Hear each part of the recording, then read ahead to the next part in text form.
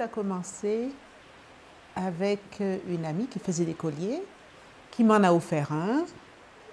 Et quand j'étais en voyage à Abidjan, en Côte d'Ivoire, le collier s'est cassé. J'ai donc décidé de le refaire, mais comme j'étais allée au marché, j'avais vu des perles, je me suis dit tiens, je vais le modifier. Et puis j'ai commencé à m'intéresser aux perles elles-mêmes.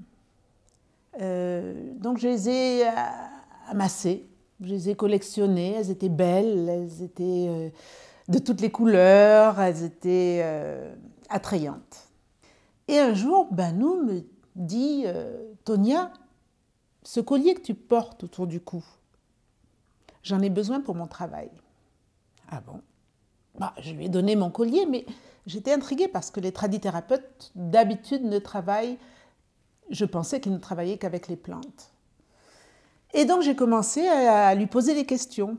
Mais comment se fait-il que tu travailles avec les perles? Et il a commencé à m'expliquer lui aussi que certaines perles sont utilisées pour soigner ou prévenir certaines maladies.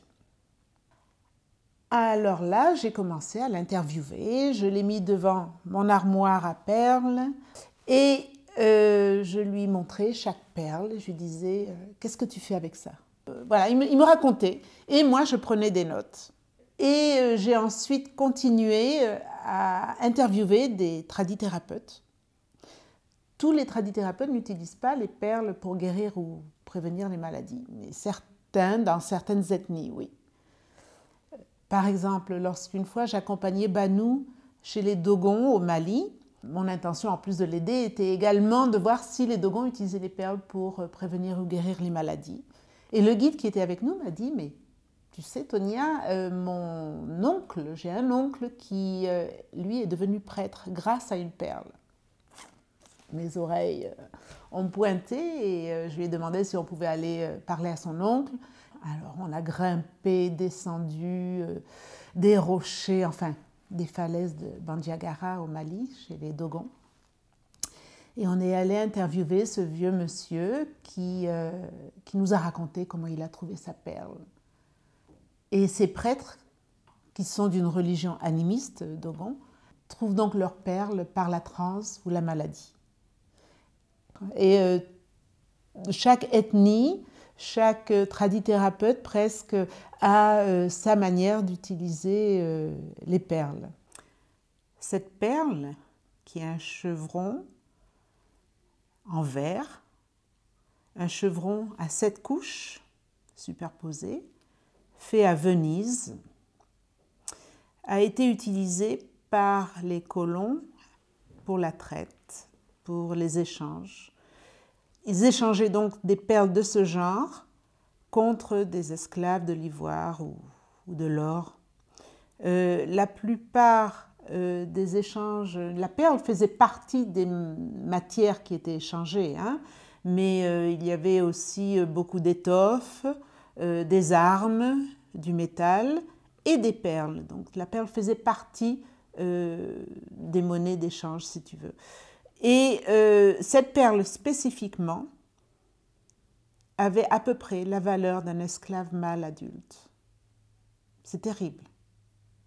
Mais les chevrons étaient très prisés, surtout par les rois.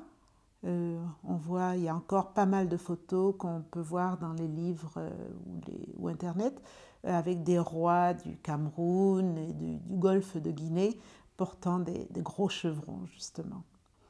Cette perle, je l'ai acquise justement au Cameroun, à Douala.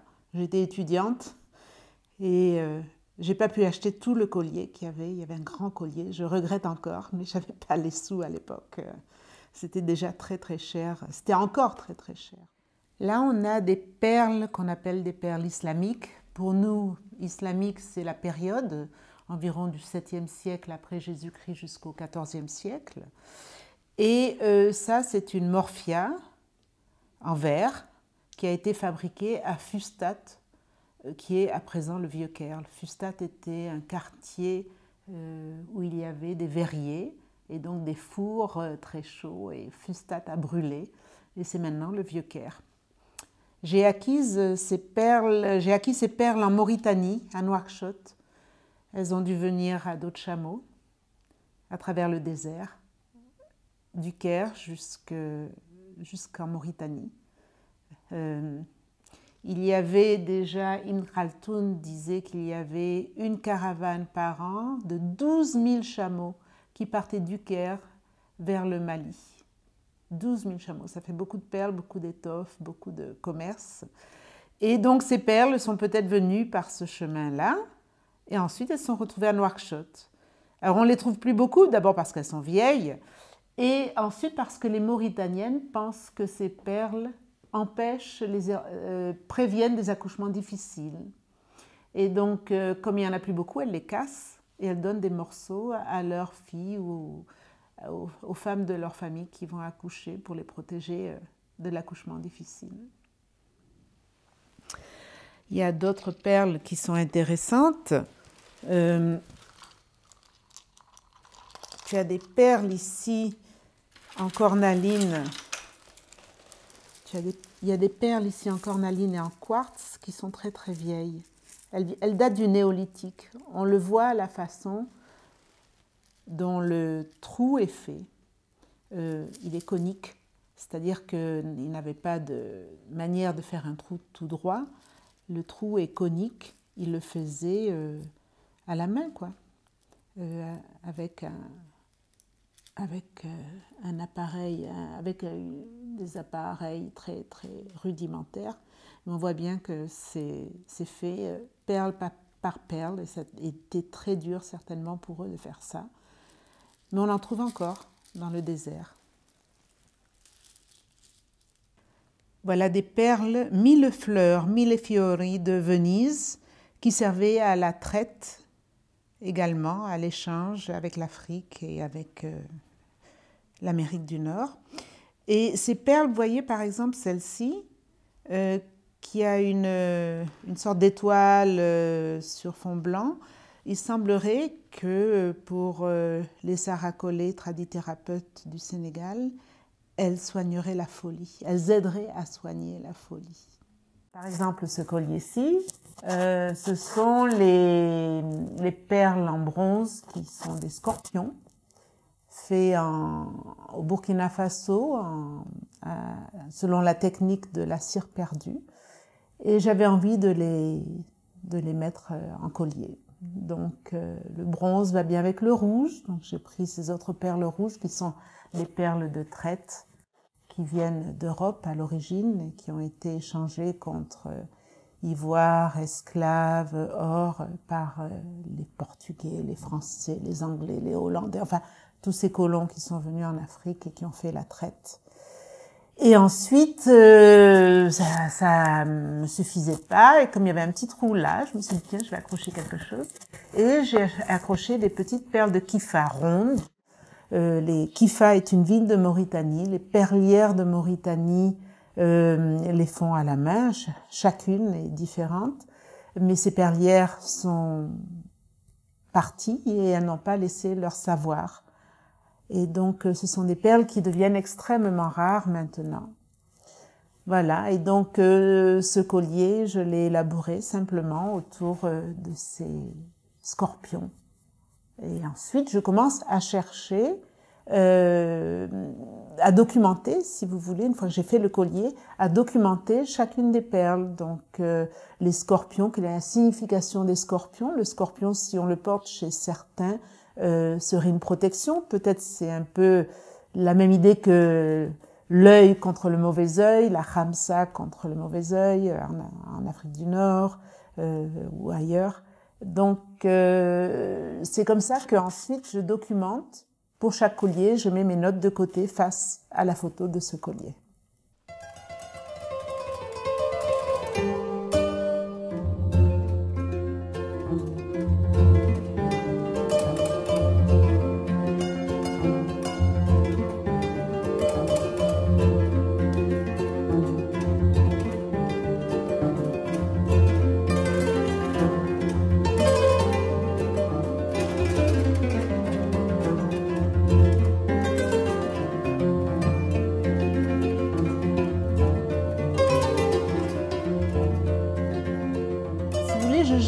petit peu une autre lumière sur les perles. C'est ma manière à moi de voir les perles en tant qu'étrangère, justement.